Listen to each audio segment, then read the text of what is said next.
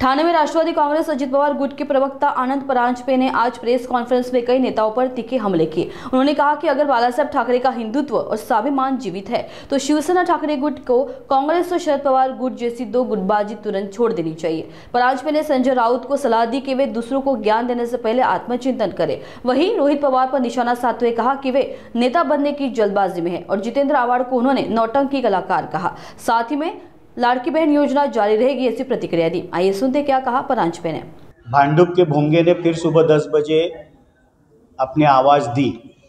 अगर उनमें इतना सा भी हिंदुत्व का विचार और वंदनीय शिवसेना प्रमुख बालासाहब ठाकरे जी के संस्कार जीवित है तो सबसे पहले जो दो कुबड़ियाँ उन्होंने ली है कांग्रेस की और राष्ट्रवादी कांग्रेस शरद चंद्र पवार गठ की, वो पहले वो फेंक दे और बाद में मुफ्त की नसीहत ये उप मुख्यमंत्री अजितदादा पवार और उप मुख्यमंत्री एकनाथरावजी शिंदे साहब को दे। असं आहे की भांडूपचा भोंगा पुन्हा एकदा सकाळी 10 वाजता वाजला आणि फुकटचा सल्ला उपमुख्यमंत्री माननीय अजितदादा पवार साहेब असतील, उपमुख्यमंत्री माननीय एकनाथरावजी शिंदे साहेब यांना दिला। खरं तर किंचितभर हिंदुत्व जरी शिवसेना उभाठामध्ये जिवंत असेल, वंदनीय शिवसेना प्रमुख बाळासाहेब ठाकरेंचे स्वाभिमान जागृत असेल तर पहिल्या दोन कुबड्या ज्या त्यांनी घेतल्यात ना, एक काँग्रेसची आणि एक राष्ट्रवादी काँग्रेस शरदचंद्र पवार गटाची, ह्या कुबड्या त्यांनी पहिले टाकून द्याव्यात।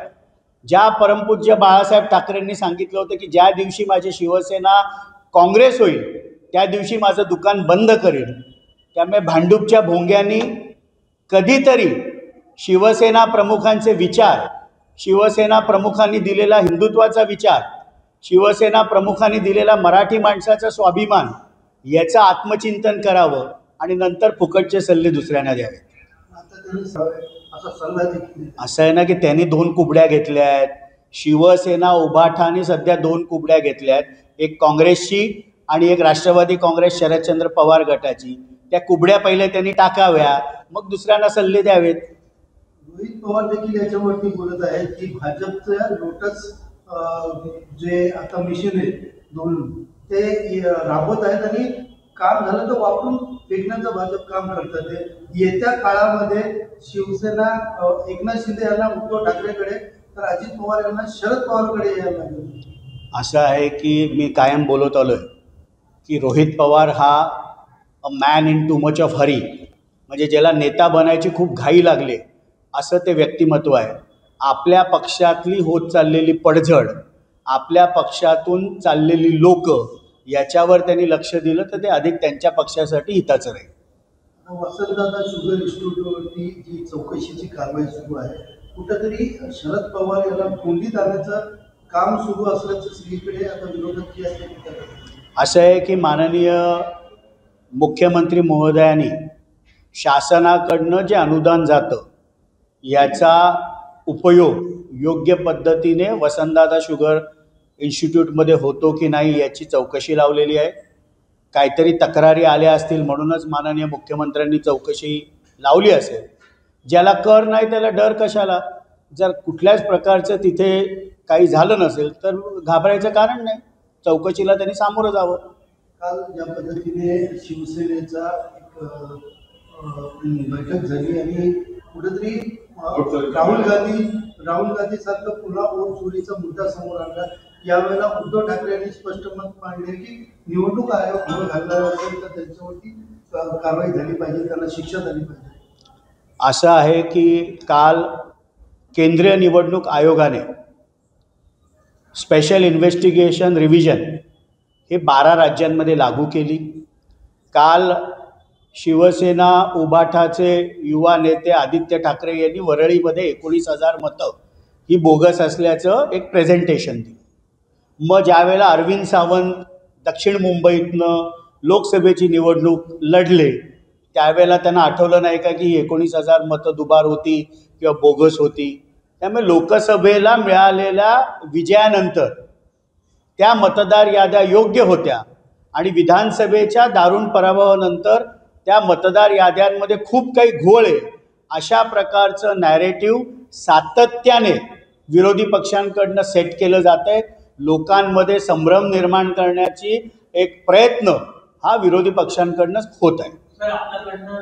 असं आहे ना की कळव्या मुंब्र्याचे आमदार डॉक्टर जितेंद्र आव्हाड हे वारंवार या दुबार नावांवर बोलत असतात. त्यांच्या स्वतःच्या मतदारसंघामध्ये अत्यंत मी जबाबदारीने बोलतोय की 19,000 ही दुबार नावं आहेत आणि 14,000 नावं अशी आहेत की जे 149 मुंब्रा कळवा विधानसभेत पण आहेत आणि 144 कल्याण ग्रामीण विधानसभेमध्ये पण आहेत. त्याच्याबद्दल कधी आवाज उठवला नाही त्यांनी. त्यांचं जे मताधिक्य अगदी छातीठोकपणे ते सांगतात त्याच्यामध्ये देखील मग या बोगस मतदारांचा सहभाग आहे हे त्यांनी मान्य करावं.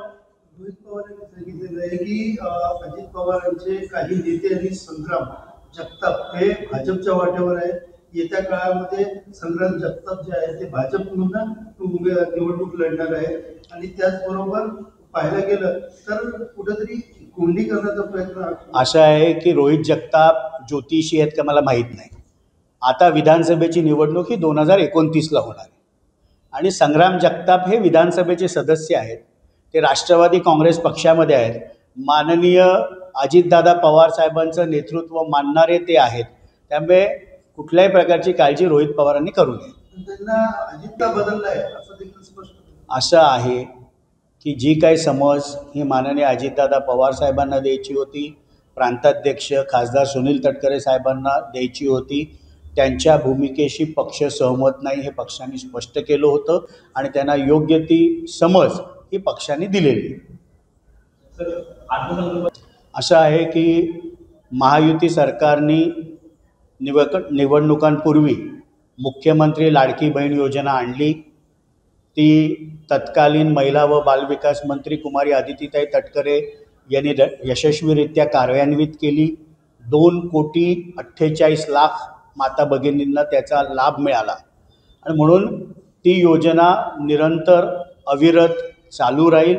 महायुतीचं सरकार, राज्याचे मुख्यमंत्री माननीय देवेंद्र फडणवीस साहेब, राज्याचे उपमुख्यमंत्री माननीय अजितदादा पवार साहेब आणि राज्याचे दुसरे उपमुख्यमंत्री माननीय एकनाथरावजी शिंदे साहेब या तिन्ही नेत्यांच्या मानसिकतेमुळे ही मुख्यमंत्री लाडकी बहीण योजना चालू राहील.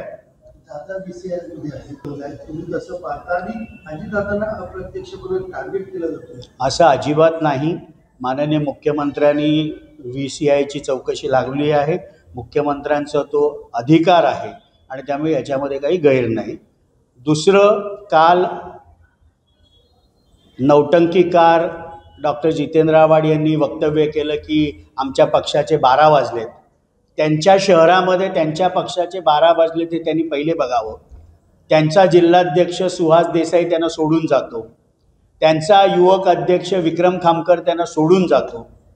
कळव्यातील 9 पैकी 7 नगरसेवक ते आमदार म्हणून जिंकल्यानंतर त्यांना सोडून जातात. त्यांच्या घरातला माजी नगरसेवक अमित सरया सोडून जातो. त्यामुळे आमच्या पक्षाचे 12 वाजलेत का तुमच्या शहरामध्ये 12 वाजलेत आणि मतदारसंघामध्ये 12 वाजलेत हे स्वतः नकलाकार कलाकार डॉक्टर जितेंद्र आव्हाड यांनी बघावं. राष्ट्रवादी काँग्रेस पार्टी माननीय राष्ट्रीय अध्यक्ष माननीय अजितदादा पवार साहेबांच्या नेतृत्वाखाली या महाराष्ट्रामध्ये खंबीरपणे उभा आहे.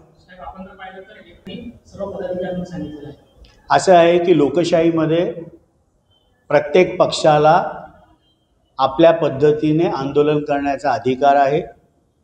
1 नोव्हेंबरला इंडिया आघाडीतर्फे हा मोर्चाचं आयोजन केलेलं आहे. लोकशाहीमध्ये त्यांना अधिकार आहे. महायुती अशा प्रकारचा स्पष्टता आली नाहीये. ठाण्यामध्ये काय स्थिती असणार आहे? कारण एकला चलोचा असा नारा जो आहे ज्या पद्धतीने अमित शहा यांनी विधान केले त्या पद्धतीने वाटतं. तुम्हाला काय वाटतं? असं आहे की ठाण्यामध्ये युतीबाबतचा निर्णय घेण्याचे सर्वाधिकार राज्याचे मुख्यमंत्री माननीय देवेंद्र फडणवीस साहेबांनी उपमुख्यमंत्री व शिवसेनेचे मुख्य नेते एकनाथरावजी शिंदे साहेबांना दिलेत.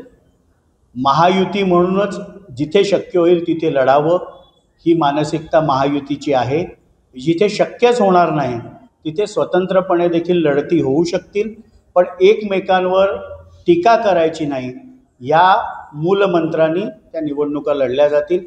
पण महायुतीच्या तिन्ही नेत्यांची मानसिकता महायुती म्हणूनच स्थानिक स्वराज्य संस्थेच्या निवडणुका लढल्या गेल्या पाहिजेत ही आहे. सर, आपण पाहिलं तर स्थानिक स्वराज्य संस्था निवडणुकीसाठी मुंबईवरील सर्वांचं लक्ष आहे, तर भाजप आणि शिंदे ही 50-50% जागेवर लढवली अशी इच्छा दोघी कार्यकर्त्यांनी व्यक्त केली, परंतु राष्ट्रवादी काँग्रेस अजित पवार गटाची काय इच्छा असेल, किती जागांवर लढणार आहे? असं आहे की महापालिकेच्या महापौर पदाचं आरक्षण, प्रभागाचं आरक्षण अजून निघायचं आहे. ते निघाल्यानंतर महापालिकेच्या निवडणुका दृष्टिक्षेपात येतील. त्यावेळेला योग्य निर्णय महायुतीचे नेते बसून घेतील. एक समन्वय समिती देखील तिन्ही पक्षांची आहे, ज्याच्यामध्ये शिवसेनेकडनं माननीय मंत्री उदय सामंतजी आणि माननीय मंत्री शंभूराज देसाई साहेब आहेत. भारतीय जनता पार्टीकडनं ज्येष्ठ मंत्री व माजी प्रदेशाध्यक्ष चंद्रशेखर बावनकुळे साहेब आहेत व आत्ताचे प्रदेशाध्यक्ष रवींद्र चव्हाण साहेब आहेत. आणि राष्ट्रवादी काँग्रेस पक्षाकडनं प्रांताध्यक्ष व खासदार माननीय सुनील तटकरे साहेब व राष्ट्रवादीचे ज्येष्ठ मंत्री माननीय हसन मुश्रीफ साहेब आहेत. त्यामुळे पहिले समन्वय समितीच्या स्तरावर चर्चा होतील आणि अंतिम निर्णय महायुतीचे हे तिन्ही नेते घेतील.